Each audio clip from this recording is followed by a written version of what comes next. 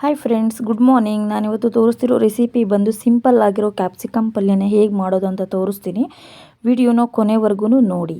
Already ಬಾಣಲೆಗಿಲ್ಲಿ ನಾನು ಎಣ್ಣೆ ಕಾಯ್ದಕ್ಕೆ ಇಟ್ಟಿದ್ದೀನಿ. ಜೀರಿಗೆ, ಸಾಸಿವೆ, ಕಡಲೆಬೇಳೆ, ಕರಿಬೇವಿನ ಸೊಪ್ಪು, ಈರುಳ್ಳಿ, ಮೆಣಸಿನ್ಕಾಯಿ ಮಾಗಿಸಿದ್ದೀನಿ. ನೆಕ್ಸ್ಟ್ ಇಲ್ಲಿ ಒಂದು ಬೌಲ್ನಷ್ಟು ಟೊಮೊಟೊ ಕೂಡ ಹಾಕ್ತಿದ್ದೀನಿ. ಹುಳಿ ಟೊಮೊಟೊನ ಹಾಕಿದ್ದೀನಿ. ಅದನ್ನು ಕೂಡ ಒಗ್ಗರಣೆಯಲ್ಲಿ ಚೆನ್ನಾಗಿ ಮಾಗಿಸಿ ಮೆತ್ತಗಾಗೋವರೆಗೂ. ಅದು ಕೂಡ ಬೇಗ ಮಾಗಲಿ ಅಂತ ಒಂದು ಚಿಟಿಕೆಯಷ್ಟು ಉಪ್ಪು ಹಾಕ್ತಿದ್ದೀನಿ. ಉಪ್ಪು ಹಾಕಿ ನೀಟಾಗಿ ಕೈ ಆಡಿ ಅದನ್ನು ಕೂಡ ಮಾಗಿಸಿ. ತುಂಬ ಸಿಂಪಲ್ ಆಗಿದೆ ರೆಸಿಪಿ. ನೀವು ಕೂಡ ಟ್ರೈ ಮಾಡಿ. ಯಾವುದೇ ಥರ ಮಸಾಲೆ ಆಗಲಿ ಸ್ಪೈಸಸ್ ಆಗಲಿ ನಾನು ಏನೂ ಹಾಕಿಲ್ಲ. ಯಾವುದೇ ಥರ ಖಾರನೂ ಕೂಡ ನಾನು ಆಡಿಸ್ಕೊಂಡಿಲ್ಲ. ಇಲ್ಲಿ ಒಂದು ಬೌಲ್ನಷ್ಟು ಆಗೋಷ್ಟು ನಾನು ಇಲ್ಲಿ ಕ್ಯಾಪ್ಸಿಕಮ್ನ ಕಟ್ ಮಾಡಿ ಇಟ್ಕೊಂಡಿದ್ದೆ.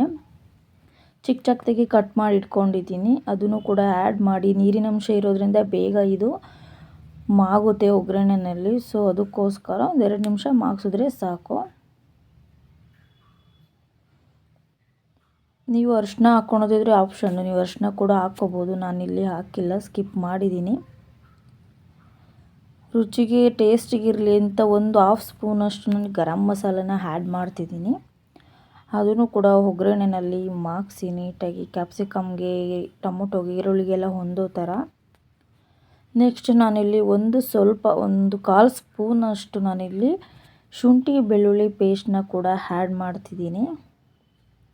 ಅದು ಕೂಡ ಹಸಿ ಸ್ಮೆಲ್ ಹೋಗೋವರೆಗೂ ಮಾಗಿಸಿ ನೀಟಾಗಿ. ಉಪ್ಪು ನೋಡಿ, ಉಪ್ಪು ರುಚಿಗೆ ತಕ್ಕಷ್ಟು ಫಸ್ಟು ಹಾಕಿದ್ವಿ ಟೊಮೊಟೊ ಬೇಯಬೇಕಾದ್ರೆ, ಈರುಳ್ಳಿ ಬೇಯಬೇಕಾದ್ರೆ. ನೀವು ಇನ್ನೊಂದು ಸಲ ಹಾಕಿ ಟೇಸ್ಟ್ ನೋಡಿ. ತುಂಬ ಚೆನ್ನಾಗಿದೆ. ಇದನ್ನು ನೀವು ಕೂಡ ಟ್ರೈ ಮಾಡಿ ರೆಸಿಪಿನ. ಈ ವಿಡಿಯೋನ ವಾಚ್ ಮಾಡಿದ್ದಕ್ಕೆ ತುಂಬ ಧನ್ಯವಾದಗಳು friends. Thank you so much. Subscribe ಮಾಡಿ, ಲೈಕ್ ಮಾಡಿ, ಶೇರ್ ಮಾಡಿ, ಕಾಮೆಂಟ್ ಮಾಡಿ. ನಿಮ್ಮ ಫ್ಯಾಮಿಲಿ ಮೆಂಬರ್ಸ್ಗೂ ಕೂಡ ವಿಡಿಯೋಸ್ನ ಶೇರ್ ಮಾಡಿ, ಸಬ್ಸ್ಕ್ರೈಬ್ ಮಾಡಿಸಿ, ಸಪೋರ್ಟ್ ಮಾಡಿ ಪೂಜಾ ಹರೀಶ್ ಚಾನಲ್ಗೆ.